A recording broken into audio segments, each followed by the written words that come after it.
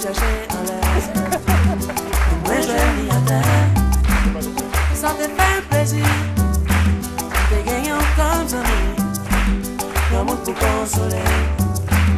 Elle te gagne l'oranger. Je pensais que tu aurais quand même l'audace d'inviter notre... Non, surtout pas. Surtout pas toi. Voilà, nous sommes donc de retour sur le plateau de ce midi avec cet animateur qui traverse les générations, cet animateur aux multiples talents, Robert Lévy Provençal, le concepteur de l'émission et animateur bien sûr de l'émission Happy People. Voilà, oui, Jean-Michel. Tout à l'heure, tu disais que c'est un animateur aux multiples talents. J'ai pu remarquer, comme tout le monde, qu'il chante avec, je sais pas, un timbre particulier, une résonance. Il a de l'effet sur nos cœurs quand on l'écoute. Alors, j'ai envie de lui poser cette question. Roro, est-ce que vous avez appris à chanter? Non. Mais par contre, avant de répondre à ta question, je veux juste faire une petite parenthèse. D'accord. Au docteur. Les gens ont l'impression que nous parlons mal, que nous aimons choquer, tout ça. Donc que vous. Voilà, moi j'ai été marqué par un fait majeur. Gainsbourg, dans une émission de Serge Gainsbourg, avait reçu, dans une émission avec justement l'animateur Michel Drucker, qui était ici, avait reçu Whitney Houston. Et Gainsbourg a dit à Whitney Houston en plein plateau, je ne dirais pas « I want to F you ». Oui, tout le monde va comprendre parce qu'on l'a parodié ici sur ce plateau. Ça a changé ma vie. Je me suis rendu compte que les gens allaient dire tout de suite « mais Gainsbourg, il est malade, il est fou, il est brutal, il est tout ce qu'on veut ». Mais en fait, il a montré que les gens avaient besoin de sensations fortes. Et il ne faut pas choquer pour choquer. Il ne faut même pas choquer pour plaire. Le choc doit être instantané. C'est-à-dire, vous avez envie de dire quelque chose qui va soit émerveiller, soit énerver, mais vous allez susciter... Mais est-ce un état d'esprit ou bien c'est vous-même? Le choc. Oui. Le choc, c'est ce que vous recevez. Moi, c'est l'action de choquer. Mais... voilà, donc... je veux dire que nous ne sommes jamais ce que nous disons et ce que nous faisons. Les animations que nous faisons, les émissions que nous animons ne sont pas nos personnages. Moi, je suis un personnage solitaire qui vit dans un monde tout seul. Je dois avoir 4 ou 5 amis. Il y a des milliers de personnes qui me connaissent, mais je suis fermé. Je ne bois pas d'alcool, je ne fume pas, je ne sors pas, je vais rarement en boîte de nuit. Et, mais à l'intérieur, il y a toujours quand même la personnalité qui ressurgit. La personnalité, je veux dire... Que ce soit dans le verbe, que ce soit dans la gestuelle, que ce soit dans la façon de transmettre le message. Oui, tout simplement parce que quand on fait une émission, il y a toujours un moment, pendant au moins 30 secondes, où on ferme les yeux. Et quand on ferme les yeux, on s'imagine un auditoire ou un public. Ça peut être une femme, ça peut être un homme, ça peut être une famille, ça peut être un cultivateur, mais on s'imagine quelqu'un ou des gens. Alors moi, je m'imagine un monde que je dessine moi-même, un monde parfait. Donc c'est à ceux-là que je parle. Maintenant, il y a des gens qui comprennent mal le message. D'accord. Donc ils sont surpris, ils sont choqués. Comme moi, mais ça va venir, avec le temps passe. Le temps passe avec sa corde fait des nœuds. Je ne sais pas si on aura l'occasion de très rapidement, parce que le temps court. Comment est-ce que Roro est devenu chanteur sans l'avoir appris? Alors comment Éric Didia est d'abord devenu Roro? C'est parce que Éric Didia a eu ses dons. Dans les dons, c'était dessiner, peindre, chanter et réfléchir. Parce que réfléchir est un don. Donc chanter, c'est une science. Il faut avoir des notes justes, il faut avoir une voix, et puis il faut essayer d'accompagner la musique. Moi, je ne sais pas si je suis chanteur, mais je sais faire des belles chansons. Et vous savez très bien chanter. Alors, tout de suite, on va partir pour la succession d'images que vous allez commenter. Voici la première photo qui va maintenant apparaître avec la complicité de la réalisation. Voilà. À qui appartient ce mignon garçon? Oui. Autant de balles à papa. Les docs vont sortir aujourd'hui. Moi, je ne peux pas commenter ça parce que je ne suis pas sûr que ce soit moi. Non, mais c'est vous. Ah oui? Oui, c'est vous. Oh, on avait dû me faire du mal. Certainement. Oui. Certainement. Certainement. Oui, il y a un gaga mou derrière. Arrêtez de faire mal aux petits garçons innocents. Ouais. Voilà. Alors, on va pour la deuxième image. Où ils sont allés chercher ces photos?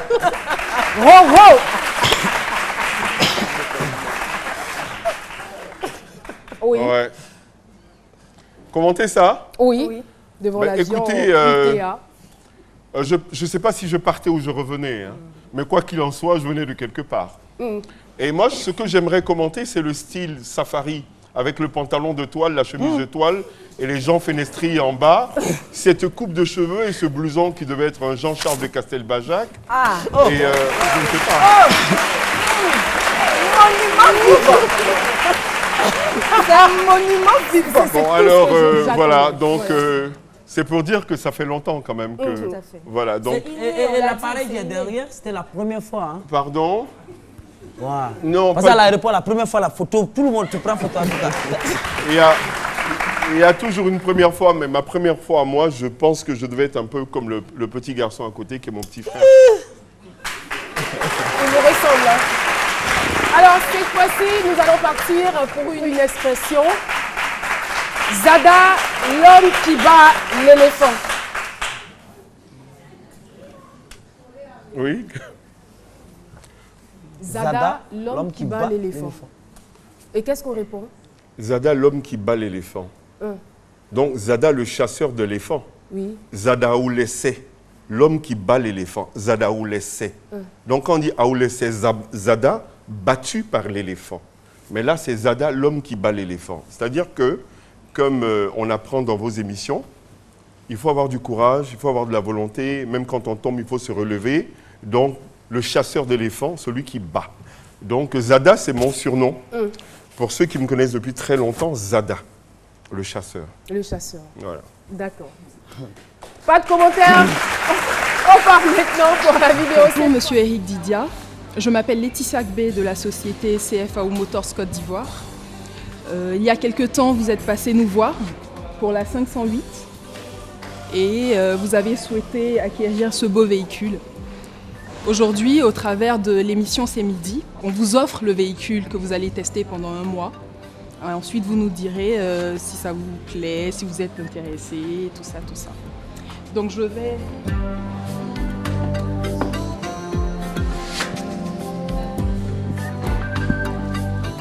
Alors c'est pour vous. Je vous montre la clé que je mets dans la boîte devant tout le monde.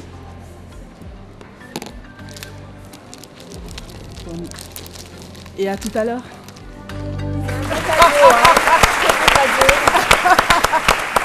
Et bien évidemment, nous allons recevoir le cadeau de notre invité tout de suite. Et maintenant, je vous invite à l'applaudir très fort.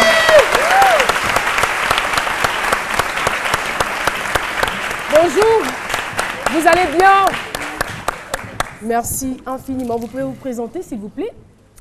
Laetitia. Face à la caméra, voilà, avec le micro, allez-y. Bonjour, je m'appelle Laetitia Gbé, je suis commerciale véhicule neuf chez CFAO Motors Côte d'Ivoire. Merci infiniment, merci d'être passé. Je vais vous ravir la vedette, hein. Je me ferai le plaisir de lui offrir ce cadeau. Allez-y, l'embrasser. J'y tiens. Il dit j'y tiens.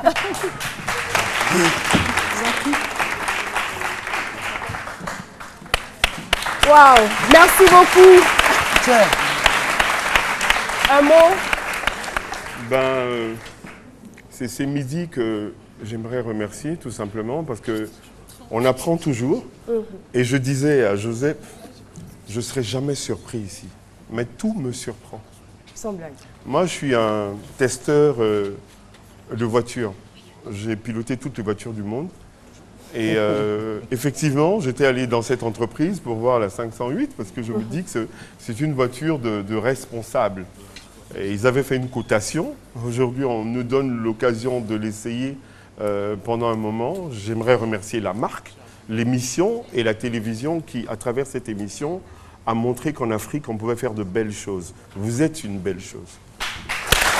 Merci. Merci beaucoup.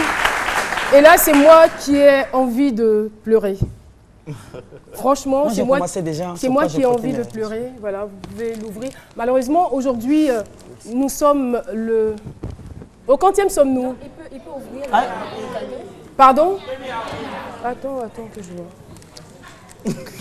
C'est pas le cadeau en question. Attends, mais c'est... Attends, c'est pas... C'est quoi? Attends. Non, je crois pas. Moi, je crois pas. Il y a quoi dedans? Laetitia, elle est où? Elle est partie, madame. Quoi?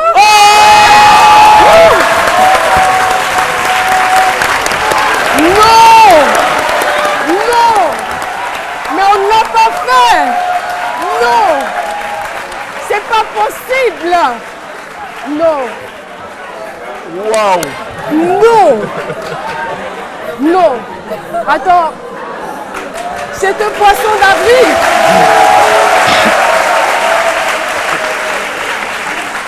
Alors là... Allez-y. Oui. Vous pouvez parler. La voiture, c'est pas un problème. Mais Laetitia, elle est encore vivante. J'adore mon invité du jour. On se lève.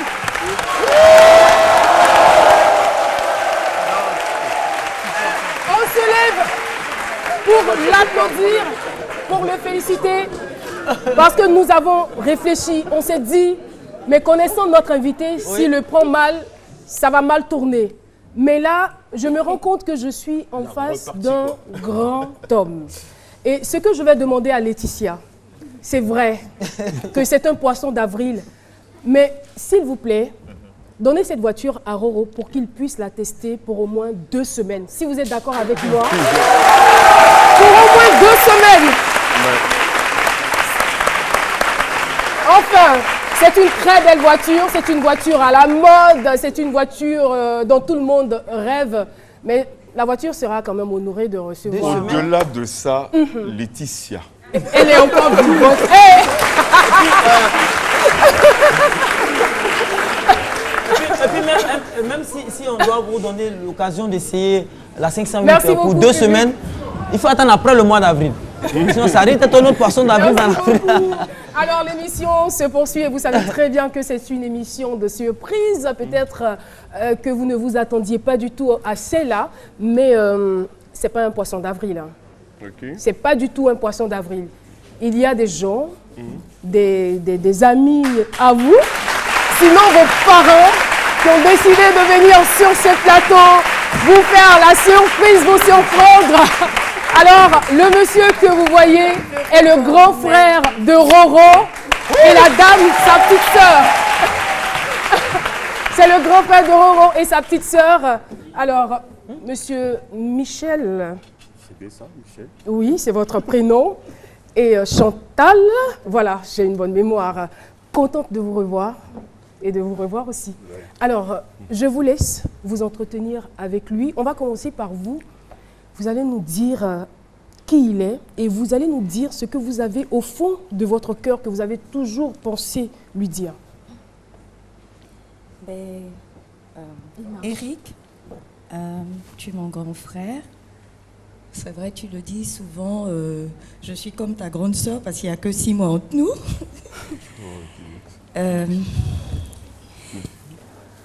C'est un peu difficile pour moi aussi. Je te sais très sensible, très émotif. Tu l'as toujours été. Ce que je peux te dire aujourd'hui, pour ma part, c'est vrai que je vais dire quelque chose un peu privé, mais là, cette année, c'est quand même ton demi-siècle. Et pour le prochain demi-siècle que tu vas vivre, ben moi, je souhaiterais que tu le vives en couple. Et je l'attends depuis et je pense que je serai beaucoup plus soulagée si tu n'es plus seule. Merci. Tout est beau, mais on ne peut pas tout garder. Merci beaucoup, Madame Chantal Dédé. Merci infiniment. C'est tellement touchant. Là, aujourd'hui, c'est moi qui ai envie de pleurer pendant cette émission, mais je m'efforce. Je m'efforce à ne pas le faire. Monsieur Michel Didia. Oui. Alors, voilà. Je suis émue.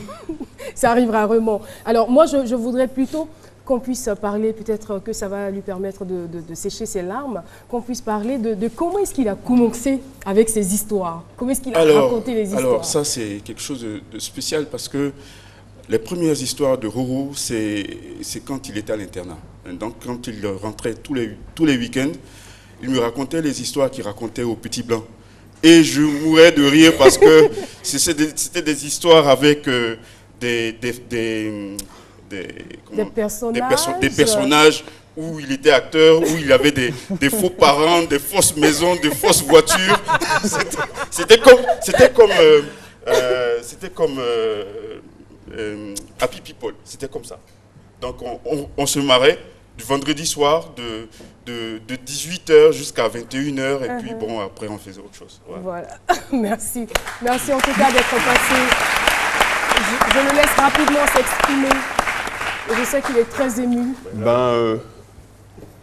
Mon frère et ma sœur, avec qui j'ai toujours vécu, je ne m'attendais pas à ce qu'ils viennent là. Et puis, vous m'avez rendu hommage. Moi, je suis comme vous m'avez vu naître. Comme j'ai grandi, je suis ce que Dieu a voulu que je sois. Et Chantal, tu as promis, tu me demandes pour l'année prochaine de me mettre avec quelqu'un. Pour le prochain demi-siècle. Mais je t'apprends que je suis la volonté du Dieu que tu pries. Dans mon métier, on ne s'appartient pas. Donc, si un jour on me donne l'occasion d'être comme certaines personnes sont, je le serai. Mais si la volonté de Dieu décide que je dois servir un peuple, je vais servir ce peuple. Parce que je ne serai jamais seul. Parce que vous êtes tous là. Merci beaucoup. Merci Eric. Voilà, beaucoup d'émotions sur ce plateau. Madame Chantal Guédé, Monsieur Michel Didia, merci à vous d'être passés. Un autre invité, on va se lever tous pour accueillir la maman d'Eric Didia et c'est la cerise sur le gâteau. La maman de Roro est avec nous, elle est encore jeune. Et c'est tout ce qu'on réserve comme accueil à la maman.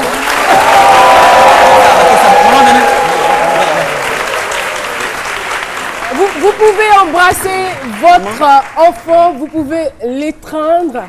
Voilà. Alors, maman, elle regarde son bébé avec beaucoup d'amour. Alors, vous me l'avez dit, il détient ses talents de vous et de son papa. Son père était designer, son père savait chanter et vous, vous étiez une très grande couturière. C'est bien cela? Non. Bricoleuse. Alors, votre fils est là, nous sommes à la fin de l'émission. C'est vrai que vous avez l'habitude de le voir, mais certainement un mot pour lui. Je le reconnais maintenant. Le micro. Aujourd'hui, Eric, tu n'es plus congolais. Hein? Tout le monde a su que je suis ta mère. Je suis Nzema Baoulé, Agni. Donc, tu n'es plus congolais. Et je suis vraiment heureuse. C'est vrai qu'il y a beaucoup de personnes, quand même, à cause de son amour pour la musique congolaise, qu'il prenait pour un Congolais. Oui, bah, c'est un Ivoirien. Il n'a pas volé. Sa mère aimait tellement danser. Tellement danser. C'était... Je me disais que je n'allais jamais me marier si mon soupirant ne savait pas danser. Et puis, par hasard, je suis tombée sur un grand danseur. Wow. Merci beaucoup, maman. Merci d'être venue sur notre plateau. Et nous souhaitons que celle qui va prendre le cœur de notre invité soit la femme de sa destinée. La femme, une femme qu'il aime et une femme qu'il aime aussi. La tête qu'il fait pendant que tu dis ça. Voilà. Et il faut voir la tête qu'il fait. Et cette future première dame, il faut qu'elle soit à la hauteur de nos attentes, bien évidemment. Merci beaucoup. On est à la fin de l'émission. Le dernier mot vous revient. Ben, je pensais que j'allais être l'homme le plus fort de ces midis. Mais en fait, au lieu de parler, au lieu de dire qui je suis, comment je suis, vous m'avez émerveillé parce que vous êtes allé chercher pas loin ce que j'ai au fond de moi. J'aurais remercié tous les téléspectateurs et l'émission et dire à mes auditeurs, ceux qui m'aiment, que je m'efforcerai toujours, pendant longtemps en tout cas j'espère, de faire ce que je sais faire plaisir. Voilà. Merci. Merci Eric. Et ce que nous pouvons retenir à la fin de cette émission, c'est que notre invité, ce multiple talent au caractère bien trempé, est un homme sensible. Il y a un grand cœur à l'intérieur de lui, il a le sens de la famille et bien évidemment de grands projets. J'espère que vous avez pris un immense plaisir à suivre ce numéro de C'est Midi. Si c'est le cas, on se retrouve lundi pour un autre numéro. D'ici là, passez un excellent week-end. Au revoir.